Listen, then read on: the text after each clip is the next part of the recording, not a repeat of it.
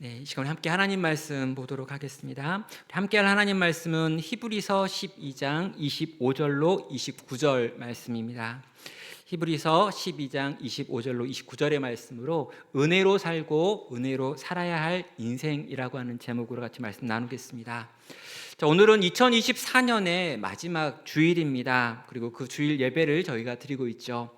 전 예전에 대나무와 관련된 예화를 좀 들은 적이 있는데요. 대나무라고 하는 나무가 나무들 중에 가장 빠른 속도로 자라지만 다른 나무들보다 훨씬 빨리 자라고 있음에도 불구하고 그 나무가 높이 자랄 수 있는 것, 또 견고할 수 있는 이유에는 그 대나무가 가지고 있는 마디라고 하는 것 때문이라고 하는 걸 들은 적이 있습니다. 대나무가 자라는 과정에서 잠깐씩 멈춰 서야 되는 그 마디라고 하는 부분이 생장점이 되어가지고 거기서부터 자라기 때문에 견고하게 이 나무가 빨리 크게 자랄 수 있다라는 거였죠. 연속하고 있는 시간 속에서 잠깐 멈춤이라고 하는 마디가 필요한 이유였습니다. 자, 대나무가 가지고 있는 이 마디라고 하는 이 멈춤의 시간이 오늘 우리에게도 필요한 것 같습니다. 한 해를 마무리하고 또 한 해를 시작하는 가운데 이 잠깐의 시간 좀 멈춰가지고요, 내가 정말 잘 살아왔는지를 물어보고요, 또 내가 어떻게 살아야 잘 살 수 있는 것인지를 물어봐야 되는 시간이 있다라는 겁니다. 나는 정말 잘 살았나? 내가 어떻게 하면 더 잘 살 수 있을까? 또 우리 가정은 어떻게 살았나? 또 어떻게 해야 되나? 또 교회를 바라보면서도 어떻게 살았고 어떻게 살아야 될지를 고민하는 잠시의 멈춤의 시간이 우리에게 필요하다는 거죠. 자, 이런 시간에 우리는 우리를 좀 객관적으로 판단해야 될 필요도 있습니다. 내가 이러한 부분에서 어떠했는지, 내가 잘한 부분도 있고 못한 부분도 있는데 그냥 그 순간에 다 좋은 게 아니라 철저하게 나를 좀 돌아봐야 한다는 거죠. 여러분, 사람에 따라서 어떤 분들은 자기를 돌아보는 시간에 엄밀하게 자신을 돌아보는 분들도 있습니다. 그래서 이렇게 해가지고 계획을 쫙 세워가지고 됐는지 안 됐는지를 확인하는 거죠. 또 어떤 분들은요, 기질상 그렇게 아주 선명하게 계획을 세우거나 자기를 분석하지 못하는 분들도 있습니다. 그러나 저는 이 계획이 선명하냐 선명하지 않는가, 이 분석이 철저한가 철저하지 않는가라고 하는 걸 떠나서요, 정말 하나님께서 내 인생 가운데 나로 하여금 정말 예수님 닮은 모양으로 빚어가기를 원하신다라고 하는 인생의 목적을 두고 정말 그 길을 내가 걸었었는지, 그리고 어떻게 하면 그 길을 계속해서 걸어갈 수 있는지를 한 번은 진지하게 고민해 보셔야 한다라고 생각을 하는 겁니다. 정말 예수님 닮아갔는가, 또 내가 어떻게 하면 예수님을 더 닮아갈 수 있을까라고 하는 질문으로 이 인생의 마디의 시간, 한 해가 바뀌어지는 이 시간을 써봐야 한다라고 말씀하는 거죠.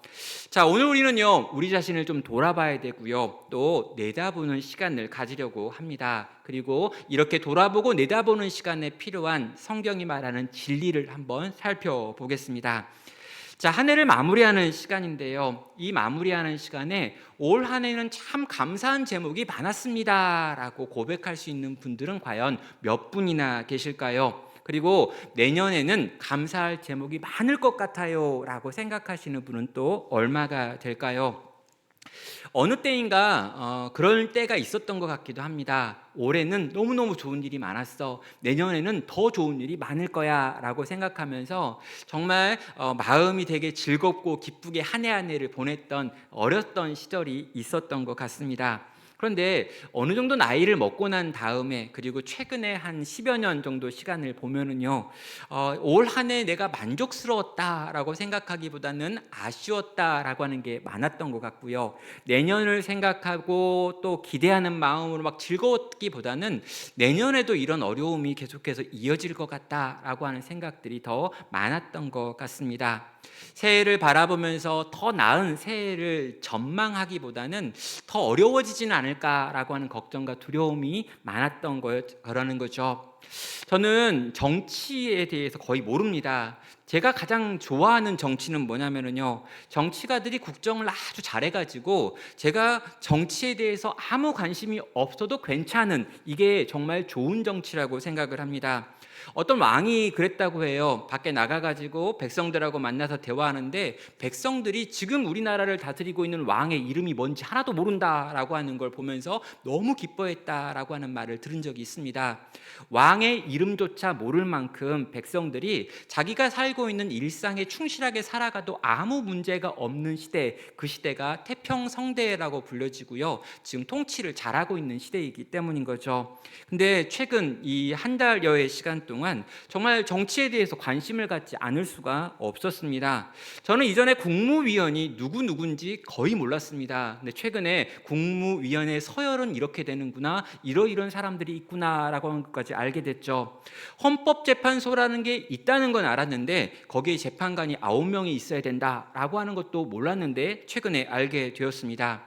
국회에서 하는 어떤 결정에 의결 정족수라고 하는 게 몇 명이나 되는지, 그게 왜 중요한지에 대해서도 몰랐는데 알았고요. 대한민국 육군에 있는 별들이라고 불려지는 분이 어떻게 생겼는지도 몰랐는데 이번에 많은 분들의 얼굴과 이름을 외우는 놀라운 쾌거가 있었습니다. 지난 한 달의 시간들을 보내면서요, 많은 것들을 공부할 수밖에 없었고 알게 될 수밖에 없었다라는 거죠. 우리나라가 정말 큰일 날 뻔했구나라고 하는 걸 알게 되고요. 정말 국내에 큰 유혈 사태가 있을 수도 있었고 전쟁이 벌어질 수도 있었구나, 군인들이 죽을 수 있었고 많은 사람의 생명이 위태해질 수 있었구나라고 하는 것도 보았습니다. 수십 년 동안 쌓아왔던 한국에 대한 신뢰도가 땅바닥에 떨어져 버리는 일이 벌어질 수도 있었구나라고 하는 생각도 들었죠. 그런데 한 달여가 지났지만 여전히 이 문제가 끝나지 않고 내년에도 계속해서 이어질 것 같은 상황들을 보고 있습니다. 자, 여러분, 상황이 어려운 것 같습니다. 예측되어지는 미래도 쉽지 않을 것 같다라고 여겨집니다. 자, 이렇듯 오늘 우리가 살고 있는 상황이 굉장히 어렵다, 내년에도 이런 상황이 계속 이어질 것이다 라고 하는 부정적인 전망이 많아지면은요, 사람들은 가장 근본적으로 자기의 생존의 문제를 고민하기 시작합니다. 그래서 나는 어떻게 살 수 있을까? 나는 어떻게 나를 지킬 수 있을까? 나는 어떻게 밥은 먹을까? 라고 하는 고민들을 하고요. 조금 더 확장하면은요, 우리 가족은 괜찮을까? 내가 사랑하는 몇몇 사람들은 과연 어떨까라고 생각을 하고요. 조금 더 확장하면 우리 교회는 어떨까라고 하는 정도까지를 생각을 합니다. 이게 다 뭐냐면은요, 나 자신과 나에게 속해 있는 얼마의 사람들을 지키는데 우리의 생각과 관심이 집중된다는 거죠. 부정적인 전망들이 많고 걱정과 근심이 많아지면 최대한 자기를 축소해가지고 자기를 보존하는 방식을 찾을 수밖에 없는 게 인간이라는 것입니다. 사랑하는 성도 여러분, 우리는 이 땅을 위해 기도해야 합니다. 그리고 이 땅의 정의와 공의의 문제가 바르게 되어지기 위해서 애쓰고 수고하며 노력해야 하지요. 최선을 다해서 이 나라, 이 민족 가운데 하나님의 공의와 정의가 넘치게 되기를 구해야 될 뿐만 아니라 그 일을 위하여 수고하고 애쓰는 일을 감당해야 합니다. 자, 그럼에도 불구하고 이 어두운 전망은 우리로 하여금 위축되게 만들지요. 자, 저는 이렇게 위축되어지고 있는 우리들의 마음을 향해서, 또 교회를 향해서, 성도를 향해서 하나님께서 주시는 새로운 관점이 있다라고 하는 걸 밝히고 싶습니다. 이 나라를 위해, 이 땅 위에 보여지는 이 나라를 위해 우리가 하나님의 백성답게 살기 위해 필요한 것이, 가장 중요한 것 중에 하나가 흔들리지 않는 나라가 있고 그 나라가 우리에게 이미 주어져 있다라고 하는 관점입니다. 자, 오늘 본문을 보면은요, 히브리서 12장에서 그 하나님께서 우리에게 주시는 흔들리지 않는 나라라고 하는 것이 등장하고 있습니다. 히브리서 12장은요, 옛 언약을 상징하는 시내산과 또 이것에 대하여 대조하는 것으로 지금 새 언약을 상징하는 이 시온산이라고 하는 것이 등장을 합니다. 자, 히브리서 기자는요, 기독교인이 된 유대인들, 그들을 향하여 지금 그리스도가 얼마나 위대한 분이신지를 설명하기 위해서 히브리서라고 하는 책을 쓰고 있습니다. 그래서 이 히브리서를 보면은요, 그리스도, 예수님이 등장하는데 그 예수님이 구약의 제사장들보다 나은 분이시고 구약의 제물들보다 나은 분이고 구약의 성전보다 높으신 분이고 천사보다 크신 분이시다라고 하는 이야기들이 계속해서 나오면서 예수님이 어떤 분이신지를 이야기합니다. 그리고 그 예수를 깊이 생각하라, 그 예수를 붙들고 살아라 라고 하는 게 히브리서 전체가 들려주고 있는 메시지죠. 자, 그런 맥락 속에서 히브리서 12장, 그러니까 이 책 전체의 가장 후반부에 해당하는데, 여기서 구약을 상징하고 있는, 또 율법을 상징하고 있는 출애굽한 이스라엘 백성들과 언약을 맺었던 시내산이 등장합니다. 그리고 반대편에 신약을 상징하는 예수 그리스도, 그분이 우리에게 말씀하신 새로운 언약, 그리고 그 언약이 선포되어지는 곳으로 시온산이라고 하는 걸 언급하지요. 자, 그러면서 하는 말이 뭐냐면, 옛 언약을 어겨도 이런 벌을 받는데 새 언약을 어기면 어떤 벌을 받겠느냐라고 하는 도전이 오늘 본문 메시지 우리가 읽었던 25절입니다. 자, 하나님께서 과거에 너희에게 어떤 법을 주었는데 그 법을 어겼다고 해서 이렇게나 분노하셨는데, 이제 그 이전 법과 비교할 수 없는 새로운 법이 주어졌고 그 법이 너희 가운데 있는데 그 법을 지키지 않는다면 얼마나 더 크게 화를 내시겠느냐라고 하는 게 지금 이 말씀을 읽고 있는 자들에게 들려주시는 하나님의 목소리였다는 거죠. 25절은 이렇게 말합니다. 너희는 삼가 말하신 일을 거역하지 말라. 땅에서 경고하신 일을 거역한 그들이 피하지 못하였거늘 하물며 하늘로부터 경고하신 일을 배반하는 우리일까 보냐라고 하는 지금 경고입니다. 자, 히브리서를 마무리하는 상황에서요, 히브리서 기자는요 지금 속이 타고 있습니다. 왜냐하면요, 자, 복음이 선포되었고요, 이 복음을 듣고 있었던 어떤 이들 가운데 특별히 유대인 중에 일부가 이 복음을 듣고 예수님을 믿게 되었습니다. 그래서 유대인이지만 그리스도를 믿는 그리스도인이 되었던 거죠. 그런데 이 그리스도인들이요, 시간이 지나면서 예수님의 재림이 늦어지고 점점 더 기독교에 대한 핍박이, 박해가 커지다 보니까 어느 순간 그들이 붙들고 있던 그리스도를 버리고 다시 유대교로 돌아가는 일들이 벌어진 겁니다. 자, 이미 받았던 그 흔들리지 않는 나라, 이 복음을 버리고요, 흔들리는 이전 나라로 돌아가고 있다는 거예요. 그들이 가지고 있는 건 새로운 언약이고 그 새 언약으로 시온산에 돌아왔는데, 시온산으로 올라가 있던 그들이 다시 구약으로 돌아가 가지고 옛 언약과 저기에 있는 시내산으로 돌아가고 있는 모습을 보면서 지금 그는 이 들끓는, 이 속이 끓어오르는 고통을 느끼고 있다라는 거죠. 정말 영원한 나라를 하나님께서 주셨는데 다시 그 불안한 나라로 돌아가겠다고 하는 게 여기 나와 있는 그의 탄식의 내용입니다. 제발 돌아가지 말라라고 하는 것이죠. 너희가 다시 흔들리는 나라로 돌아가는 것, 너희가 다시 시내산으로 돌아가는 것을 나는 허용할 수 없다라고 말씀하는 것입니다.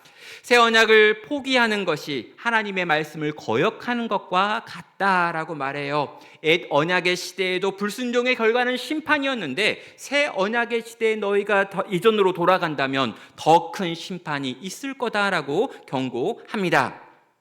26절부터 27절에 있는 내용을 보면은요, 여긴 진동한다, 흔들린다라고 하는 말들이 반복적으로 나오고요, 한 번 심판, 두 번 심판이라고 하는 표현들이 연달아 나오고 있습니다. 여기 나와 있는 이 진동한다, 흔들린다라고 하는 건 모두 다 하나님의 심판의 이야기를 하고 있는 거고요, 하나님이 치신다, 하나님이 공격하신다, 하나님이 상하게 하신다라고 하는 것들을 의미하는 것들이 지금 26절과 27절에 이어지고 있습니다. 사랑하는 여러분, 이 흔들리지 않는 나라 시온산이 너희에게 주어졌는데, 새 언약이 주어지고 예수 그리스도가 주어졌는데 다시 이전에 있었던 그 불안한 나라로 돌아가려 하느냐? 절대로 그래서는 안 된다라고 하는 게 이 히브리서 기자가 지금 들려주고 있는 메시지입니다. 자, 그런데요, 이게 과연 오늘 우리에게 무슨 의미가 있고 어떻게 적용을 해야 되는가라고 물어볼 수 있습니다. 자, 우리는 지금 구약의 율법으로 돌아가겠다고 하는 게 아닙니다. 우리는 복음을 알고 있고 예수님을 믿고 있습니다. 그리고 예수님 안에 있는 언약을 붙들고 그곳으로 말미암아 산다는 걸 알아요. 우리가 신앙이 좀 안 좋아져 가지고요, 뭔가 좀 신학이 힘들고 어렵다라고 하는 생각이 들어 가지고 유대교로 갈 사람이 없습니다. 시내산으로 가지 않습니다. 모세를 따르거나 율법을 따르겠다고 하지 않습니다. 우리는 신앙을 버리면 그냥 버렸지 여기로 가지 않아요. 자, 그렇다면 이 이야기는 과연 우리에게 어떻게 해석되고 적용되어야 하는 걸까요? 자, 여기에 있는 이 유대교 출신의 기독교인들이 다시 유대교로 돌아가는 이유가 뭐냐라고 하는 부분을 봐야 합니다. 그들이 왜 돌아갑니까? 힘들기 때문입니다. 예수님 믿고 이 땅을 사는 것이 힘들더라는 거예요. 새로운 복음을 알게 되었고 새 언약을 알게 되었고 그리스도 안에 있는 자유를 경험하게 되었습니다. 복음으로 이 땅을 살아야 한다라고 하는 걸 알게 됐어요. 너무 기쁘고 너무 감격스러웠습니다. 그래서 얼마 동안 그렇게 살았습니다. 그런데 예수님의 재림이 늦어지고 있고 핍박이 점점 더 커지고 있고 내가 살고 있는 유대인들이 대부분인 사회 속에서 그리스도를 믿는 믿음을 가진 유대인으로 사는 것이 점점 더 어렵다라고 하는 걸 알게 되었다는 거죠. 그들이 신앙을 버리고 이전으로 돌아가게 된 이유가 뭐였냐면 그들이 살고 있는 일상 속에서 수없이 많은 압박이 있었기 때문입니다. 자, 여러분, 그들이 생각하기를요, 흔들리지 않는 나라, 하나님이 나에게 약속하신 나라는 너무나 비현실적이고 꿈 같은 이야기이며 지금 내가 살고 있는 이 나라는 유대인들이 유대교를 믿고 살아가는 요 세상이고 요 세상이 훨씬 더 실제적이다, 사실적이다 라고 하는 생각으로 이 현실이라고 하는 세상으로 돌아가기를 선택한 것입니다.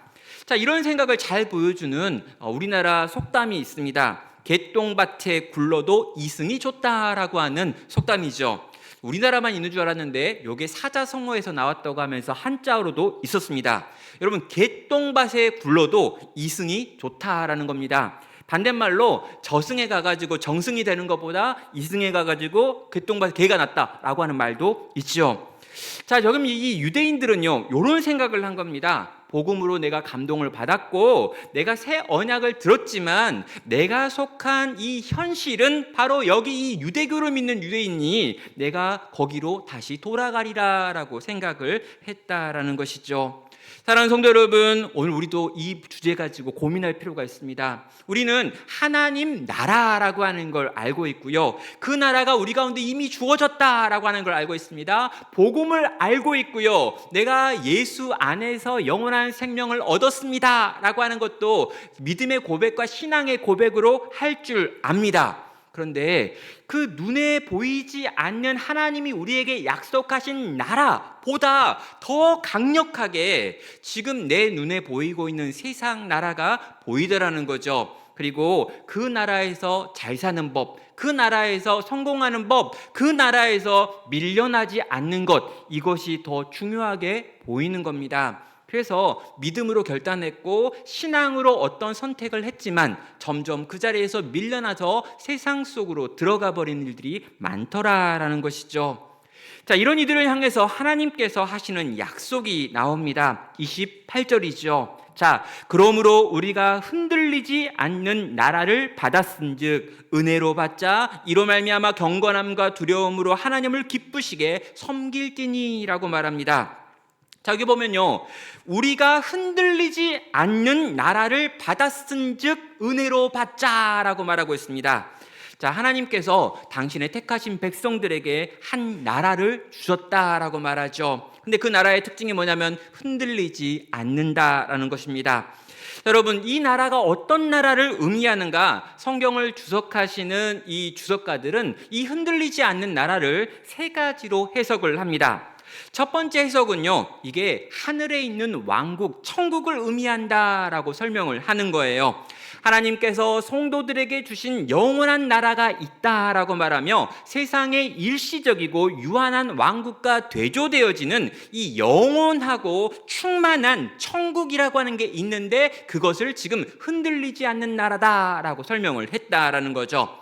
두 번째 해석은요, 하나님의 강력하고 영구적인 임재의 나라라고 지금 설명을 합니다.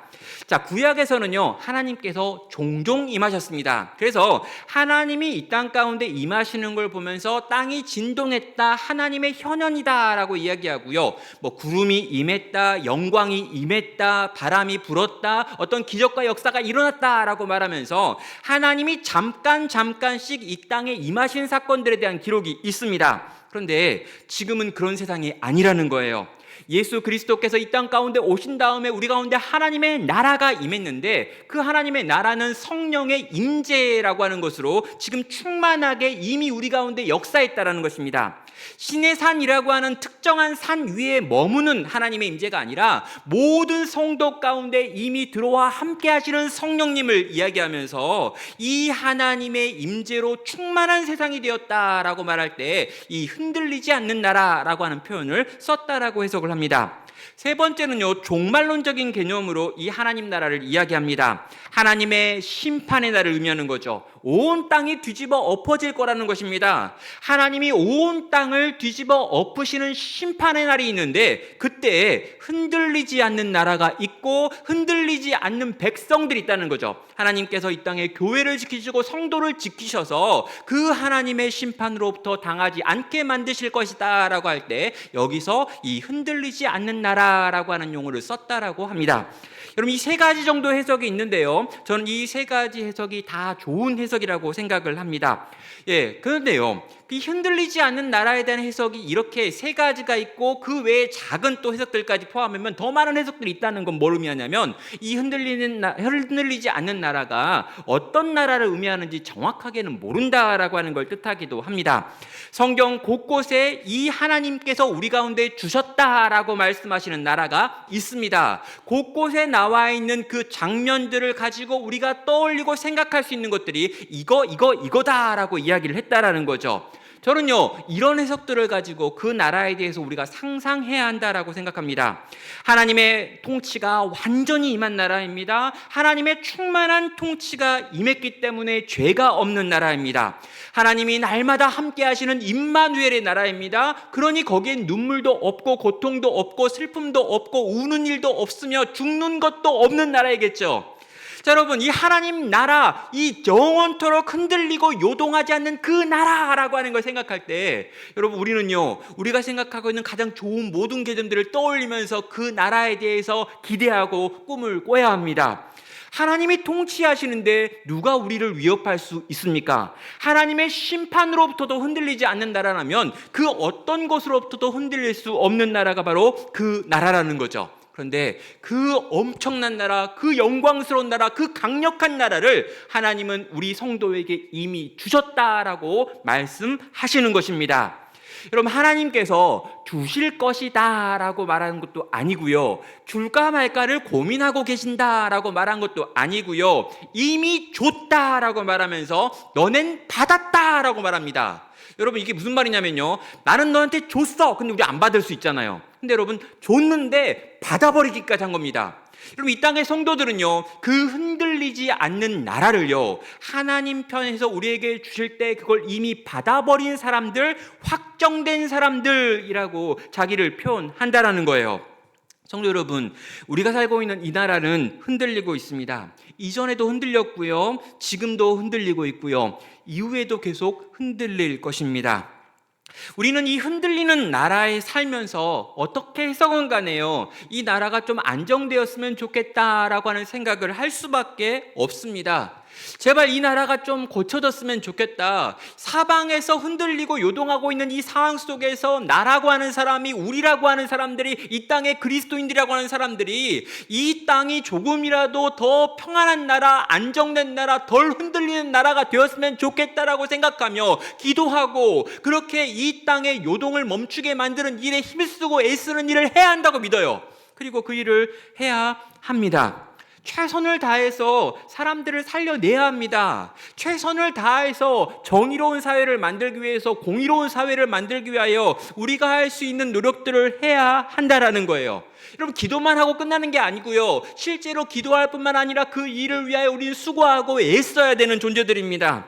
그러나 여러분, 그렇게 애쓰고 그렇게 노력해도 이 흔들리고 요동하는 세상 나라, 우리가 살고 있는 우리의 눈앞에 보여지는 이 나라는 결단코 요동하지 않는 나라가 될 수 없을 것입니다. 끊임없이 일들이 터지며, 끊임없이 사건들이 일어나며, 끊임없이 이 땅의 기초를 흔드는 일들은 나타난다라는 거죠. 자, 그럴 때 성도는 어떻게 합니까? 지치게 됩니다. 그럴 때 성도는요, 낙심하게 됩니다. 그럴 때 성도는요, 더 이상 모르겠다라고 생각하고요, 나 자신과 나 혼자만 나라도 어떻게든 살아야겠다라고 생각하며 뒤로 물러나더라는 거죠. 사랑하는 성도 여러분, 그런 우리들을 향해서 하나님께서 주시는 말씀이 바로 이 말씀입니다. 세상은 끊임없이 흔들리지만 너희가 흔들리지 않고 절망하지 않고 낙심하지 않을 수 있는 이유가 있는데, 그것은 내가 너에게 흔들리지 않는 나라를 이미 주었기 때문이다. 너희가 이미 그 나라를 가지고 있기 때문이다라고 말씀하는 것입니다.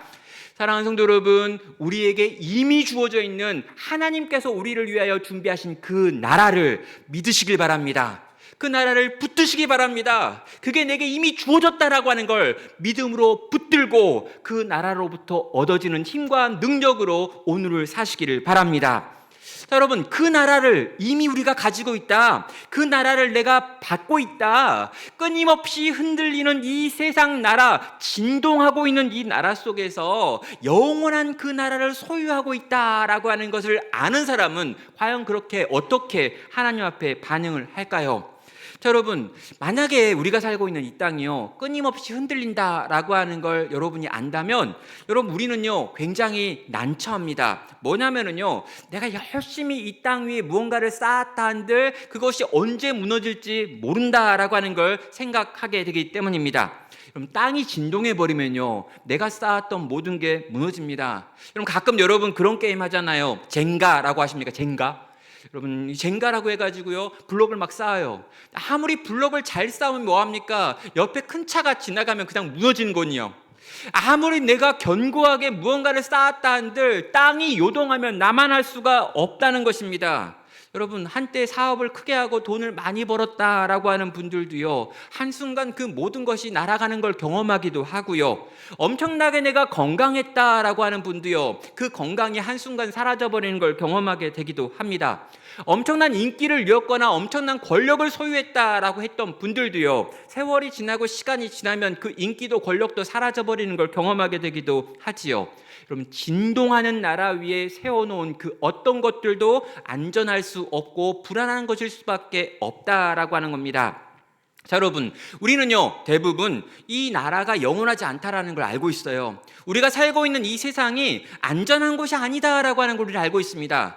여기다가 우리가 우리의 모든 힘을 다 동원해가지고 뭔가를 쌓아 올린다고 해도 그것이 나를 지켜줄 수 없다, 불안한 곳이다라고 하는 걸 알아요. 그럼에도 불구하고 우리는 여기에 모든 걸 다 걸죠. 이유는 한 가지입니다. 보이지 않는 이 끝 하나님의 절대로 흔들리지 않는 나라가 있다라고 하는 것도 잘 모르고, 그리고 그것이 내게 주어졌다라고 하는 것도 잘 안 믿겨지고, 그것이 사실처럼 여겨지지도 않기 때문에 우리는 이 나라가 없는 것처럼 눈에 보이는 흔들리는 나라 위에 나의 모든 걸 다 던지고 있더라는 겁니다. 사랑하는 성도 여러분, 영원히 흔들리지 않는 나라가 우리에게 있다라고 하는 걸 안다면, 그 나라를 하나님이 내게 주셨다라고 하는 걸 믿는다면 성도는 어떻게 반응할까요? 28절은 분명히 말합니다. 내가 흔들리지 않는 나라를 받았은즉 은혜로 받자 이로 말미암아 경건함과 두려움과 하나님을 기쁘시게 섬길지니라고 말하죠. 자, 여기에서 두 가지 성도의 반응이 나오고 있습니다. 첫 번째 반응은요 감사라고 하는 반응이고요, 두 번째 반응은 하나님을 섬기라라고 하는 반응입니다. 자, 여러분, 우리가요 이 나라를 받았습니다. 흔들리지 않는 나라를 받았습니다. 하나님의 완벽한 통치를 받았고요, 절대로 무너지지 않는 어떤 나라가 내게 임했고, 이 끊어지지 않는 하나님의 임재가 내게 있다라고 하는 걸 내가 알게 됐습니다. 자, 여러분, 이걸 받았는데요, 이걸 받은 나에게 반응이 어떻게 나오냐고요? 감사라고 하는 반응으로 나옵니다. 왜요? 그것이 내가 수고하고 애써가지고 얻은 것이 아니기 때문입니다.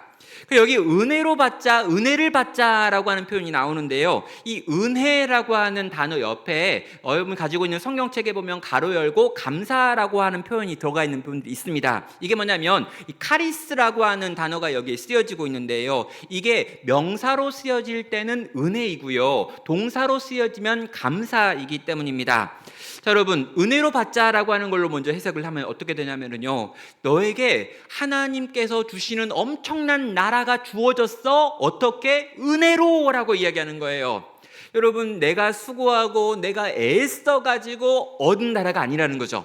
여러분이 직장에 가가지고요 일을 했습니다. 열심히 수고롭게 일해가지고 급여를 받는 날이 돼가지고 급여를 받았어요. 여러분, 급여를 받으면서 여러분 뭐라고 합니까? 감사합니다라고 말합니까? 아니에요. 감사하다고 말할 필요가 없습니다. 여러분이 일한 만큼 받은 거라면. 그럼 여러분이 애쓰고 수고해가지고 일한 것에 대한 대가를 받을 때는 감사가 아니라 여러분이 수고한 것에 합당한 걸 받았는지를 생각해보고 돌아보면서 많이 받았다면 감사할 수 있지만 그렇지 않으면 뭔가 좀 부족하다라고 말할 수도 있는 거예요.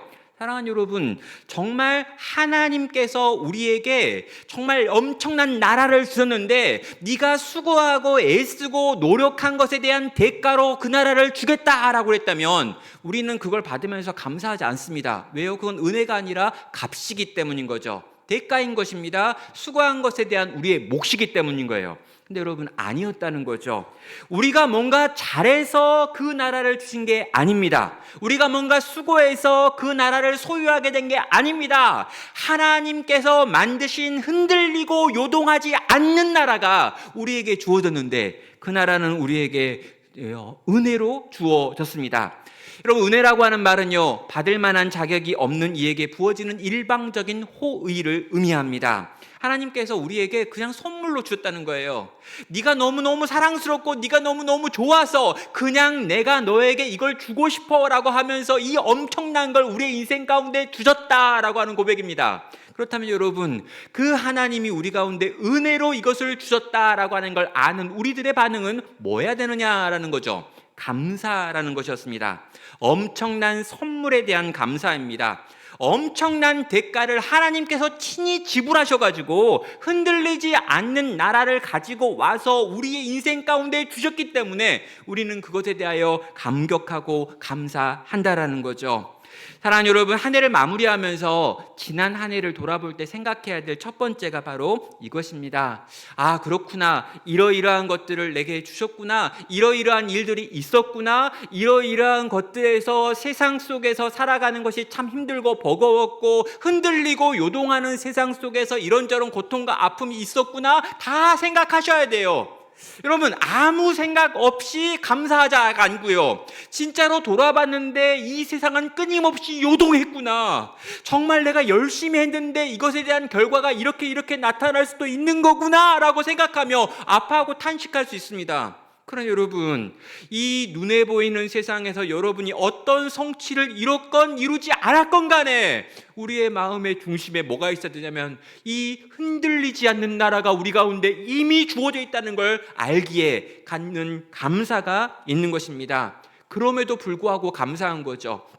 내가 생각했던 일들이 해결되지 않아도 지금 내가 공부하려고 했는데 그 공부가 안 됐고 자격증 못 땄고 이런저런 관계에서 끊어졌고 이렇게 사람들에게 밀려났고 내가 생각했던 계획이 하나도 이루어진 게 없을 것 같을 뿐만 아니라 앞으로 이어지는 2025년에도 이것들이 잘 풀릴 것 같지 않는다 할지라도 진짜 답답하다, 진짜 막막하다, 도대체 어떻게 할까? 왜 세상이 이렇게 유독 나에게 참혹하게 대하는 걸까? 끊임없이 왜 흔들리고 요동하는 걸까라고 여겨진다 할지라도 하나님께서 이미 우리 가운데 주신 흔들리지 않는 나라, 그 나라를 선물로 주신 하나님, 그 은혜에 대하여 감사하는 것이 우리의 기본적인 태도가 되어야 하는 것입니다.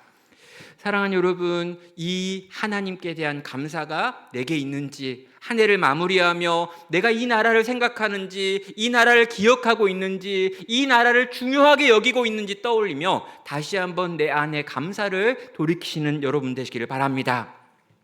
두 번째는요, 성도가 보여야 될 태도, 하나님을 섬기라라고 하는 태도입니다. 28절 후반부는 말합니다. 이로 말미암아 경건함과 두려움으로 하나님을 기쁘시게 섬길지니라는 표현이죠. 그럼 두려움과 경건함과 기쁨으로 하나님을 섬기라라고 지금 도전하고 있습니다.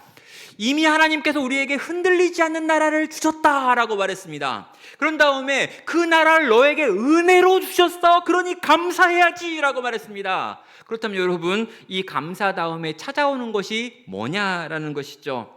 여러분, 이 감사는요, 진정한 감사는 절대로 그냥 감사로 끝나는 경우가 없습니다. 감사는 섬김으로 나타나고 증명되더라는 거죠.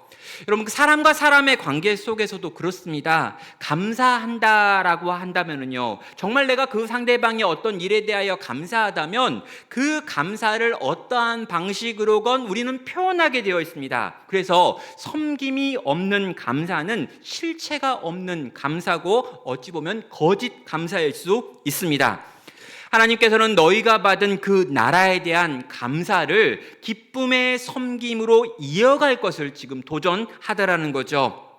성도 여러분, 때로 있잖아요. 연말이 되어지면 다양한 종류의 섬김들이 지금 이렇게 필요하다라고 하는 광고가 나옵니다. 당장에 이제 이번 주일에도 3가지 섬김에 대해서 하시기 원하시는 분들은 연락해달라라고 하는 요청이 있었죠. 저는요, 이렇게 어떤 섬김에 대해 요청을 받았을 때 성도들이 보이는 아주 다양한 반응이 있는데, 네, 알겠습니다 라고 하는 분도 있어요. 그리고 저는 못하겠습니다 라고 하는 단호한 반응도 있습니다. 3번째 반응이 제일 무섭고 제일 보편적인데요, 기도해 보겠습니다 라고 하는 반응이에요. 그럼 기도해 보시는 분은 절대로 하는 법이 없습니다. 기도한다는 건 하기 싫다는 거예요. 근데 대놓고 하기 싫다고 말하면 예의가 아니기 때문에 내가 기도해 보겠다라고 대답을 하는 거죠. 저는요, 이 시기만 되면 많은 교회에서 막 교육자들이 눈치를 보면서 어떻게 좀 해주세요, 안 해주, 어떡할, 또 왜 기도해, 기도가 안 하고 그냥 하면 안 될까, 이런 거 있잖아요. 그리고 막 동기부여하기 위해 애쓰고 노력하는 거, 이거 되게 싫은 것 같아요. 왜냐면은요, 하나님은요, 동정받는 분이 아니시기 때문입니다. 원래 하나님은요, 혼자 하시면 제일 잘하세요. 하나님이 그냥 혼자 찬양을 하시면 엄청 잘하시고요. 하나님이 그냥 혼자 그냥 이렇게 임원하시면 훨씬 잘하시고요. 혼자 그분이 리더하시면 한 사람 한 사람 멤버들의 영혼까지 막 뒤집어 엎으시면서 엄청나게 리더 잘할 수 있습니다. 근데 여러분, 하나님이요, 혼자 안 하시는 이유가 있어요. 이유는 뭐냐면, 하나님이 어떤 일을 하시려고 하고 그분이 그 일을 하시면 너무너무 잘하실 수 있지만, 하나님이 만드신 그 섬김과 사랑의 장에 당신의 사랑하는 백성들을 초청해가지고요, 함께 하자라고 요구하는 겁니다. 그리고 이 일을 함께 하면서 그를 빚으시고 그를 온전케 만드시며 그를 더 그리스도 닮은 모양으로 빚어가기 위하여 이런 여러 가지 일들을 만들어 놓으신다는 거죠. 저는요, 제발 억지로 하지 말라고 이야기합니다. 제발 하지 않으셔도 괜찮습니다. 만약에 그 일에 자원하시는 분이 없으면 그 일을 없애버리겠습니다. 여러분, 정말요, 하나님의 나라는 자원하는 하나님의 백성들의 기쁨과 감사에서 나오는 헌신으로 세워지는 곳이에요. 근데 여러분, 그게 아니라 해야 되기 때문에, 책임감 때문에, 의무감 때문에, 어찌할 수 없어서 분위기와 눈치 때문에 제발 아니었으면 좋겠다라고 생각을 하는 거죠. 여러분, 사랑하는 일을 섬기는 이들은요, 절대로 억지로 하는 법이 없습니다. 예를 들어볼까요? 사랑하는 아기를 돌보는 엄마도 힘들 수 있습니다. 엄마는요, 진짜 힘든 일인 것 같습니다. 여러분, 진짜 힘들게 아기를 막 먹이고 입히고 재우고 키우고 하는 이 과정들, 엄마가 그 일을 할 때 엄마는 너무너무 힘들고 어려워요. 근데 여러분, 물어볼게요. 그 엄마에게 너를 힘들게 하는 그 아기를 내가 데려갈게 라고 말하면은요, 그래서 편하게 살아 라고 말하면은요, 아이가 없는 편한 삶을 선택할까요? 아이가 있는 불편한 삶을 이어가기를 선택할까요? 사랑하는 여러분, 사랑하기 때문에 자원하여 기쁨으로 섬기고 있는 자에게는요, 실제로 이 피곤하고 힘들고 어려운 일이 내게 행복이고 기쁨이고 감사다라고 하는 고백이 있다라는 것입니다. 하나님이 주신 나라, 흔들리지 않는 나라를 이미 내게 주셨습니다. 나는 이 나라를 은혜로 받았습니다. 그래서 이 나라에 대한 감사가 있습니다. 이 감사를 어찌하였건 간에 주님께 표현하고 드러내기 원합니다. 이게 기쁨과 자원함과 즐거움에서 나오는 섬김이라고 표현되더라는 것이죠. 사랑하는 성도 여러분, 생각해 보십시오. 소망 없는 우리의 인생 가운데 주님이 오셨습니다. 끊임없이 흔들리는 나라에 살고 있는 우리들에게 흔들리지 않는 나라를 주셨습니다. 여러분, 당장에 방금 전까지 오늘 오전까지만 해도 괜찮았던 분들이 비행기 타고 돌아오는 과정에 한순간에 이 땅에서의 생명이 끊어지는 일들을 경험하고 있습니다. 전쟁이 언제 터질지 모르는 나라를 살고 있습니다. 언제 어떤 일이 벌어질지 내 개인과 우리 가정과 우리 교회나 우리 인생들을 바라볼 때 끊임없이 이 땅의 현실은 흔들리고 요동합니다. 안전하다고요? 안전한 곳이 어디 있습니까? 내가 열심히 뭔가를 만족하고 있다고요? 지금 나는 나를 지키기 위해 이런저런 것들로 잘 준비했다고요? 과연 그게 우리를 지켜줄 수 있다고 믿으십니까? 과연 여러분, 흔들리지 않는 그 나라가 우리 가운데 없다면 우리가 어떻게 이 세상에서 안전하다고 말할 수 있겠느냐라는 것이죠. 사랑하는 성도 여러분, 하나님께서 우리 가운데 이미 주신 크신 은혜를 생각하시길 바랍니다. 이미 받은 그 은혜로 인하여 감사하시길 바랍니다. 그리고 그 감사가 우리 속에서 만들어내는 기쁨과 자원함으로 그 주님을 섬기기 위하여 내 몸과 삶을 사용하시길 바랍니다.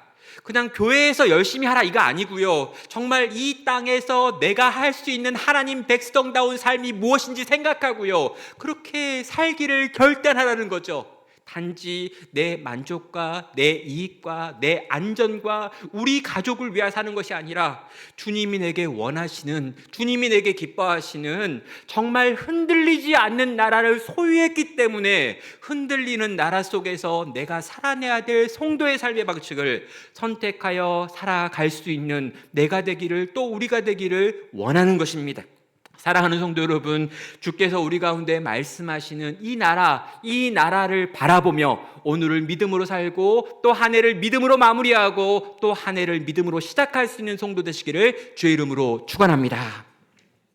우리 함께 같이 찬양으로 주 앞에 나아가도록 하겠습니다. 우리 하나님의 한량없는 은혜를 같이 고백하겠습니다. 나를 지으신 이가 하나님이십니다. 나를 부르신 이도 하나님이십니다. 나를 보내신 이도 하나님이십니다. 나의 나된 것은 다 하나님의 은혜입니다. 내가 달려가야 될 이 땅에서의 길들 끝까지 잘 달려가도록, 내게 주어진 마지막 호흡같이 주를 위해 쓸 수 있도록, 주님의 그 십자가 끝까지 품고 살아갈 수 있도록 주님 이미 내게 은혜를 주셨는데 또 은혜를 구합니다. 그 은혜에 붙들려 살아가기 원합니다. 지금 고백하며 찬양 주 앞에 나아가겠습니다.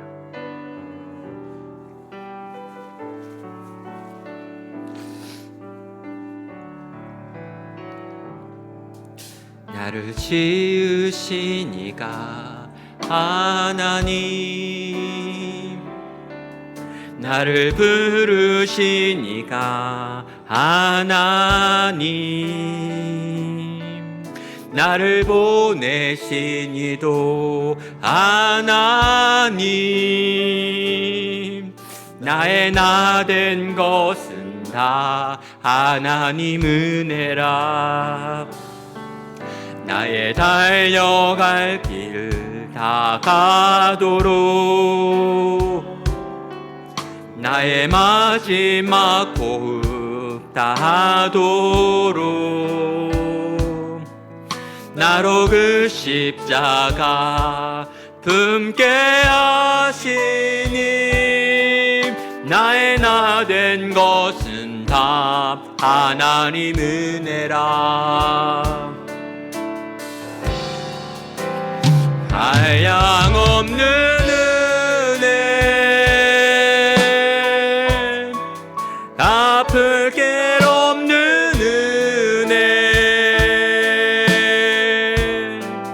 내 삶을 애워싸는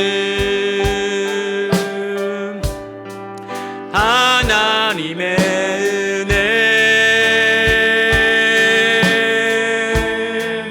나 주저함 없이 그 땅을 밟음도 나를 붙드시는 하나님의 한량없는 은혜, 한량없는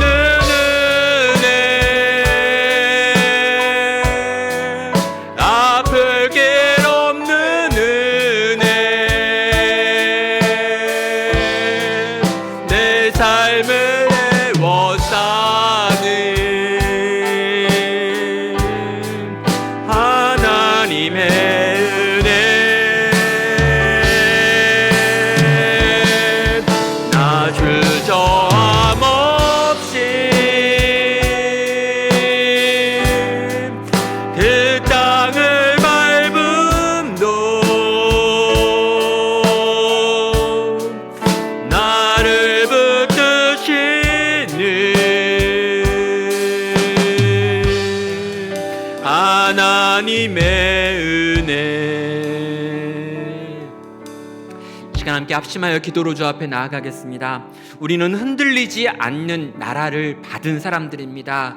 결코 흔들리지 않는 그 나라를 받은 자답게 끊임없이 흔들리고 있는 이 땅을 믿음으로 살아내야 합니다. 주님 도와주십시오. 함께해 주십시오. 은혜로 내가 여기까지 왔사오니 은혜로 지금을 살게 하여 주시고 은혜로 나의 이어지는 시간들 또한 살아가게 하여 주시옵소서. 흔들리는 세상 속에서 흔들리지 않는 그 나라를 가진 자답게 한 걸음 한 걸음 또 믿음으로 살아낼 수 있도록 주님 도와주시고 은혜 베풀어 주시옵소서. 그런 내가 되게 하시고 우리가 되게 하시고 우리 교회가 되게 하여 주시옵소서. 합심하여 기도로 주 앞에 나아가겠습니다. 하나님 아버지, 흔들리지 않는 그 나라를 내가 받았습니다. 주여 하나님 아버지, 영원한 천국이 내게 있고 완전한 하나님의 임재가 내 안에 있사오며 결탄코 끊어지지 않는 나라가 내 속에서 지금도 나를 통치하고 다스리나이다. 하나님 아버지, 내가 이전 것들과 비교할 수 없는 것들을 가지고 있사오니 주여 하나님 아버지, 이것이 내게 은혜로 다가오신 것이며 은혜로 찾아온 것이며 은혜로 채워진 것들인 줄 고백하나이다. 주여 하나님 아버지, 내가 받은 이 은혜에 감사하게 하여 주시옵소서. 내가 받은 이 은혜로 하나님 아버지 주를 섬기게 하여 주시옵소서. 기쁨과